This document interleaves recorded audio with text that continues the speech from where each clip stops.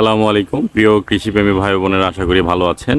আমরা তো অনেক ভিডিওই আপনাদের সাথে প্রচার করি, কিন্তু আজকের এই বাসটি আমার কাছে একটু স্পেশাল মনে হয়েছে। দেখেন, ছোট্ট একটি জায়গার মধ্যে বেশ চারিদিকে ছড়িয়ে আছে এই বাঁশঝাড়, এবং বাঁশের পাতাগুলো দেখেন একদম চিকন চিকন। আসলে আমি জানি না ক্যামেরাতে কতটুকু বোঝা যাচ্ছে। বেশ চিকন চিকন, মনে হচ্ছে এটি অর্নামেন্টাল কোনো বাঁশের গাছ হবে।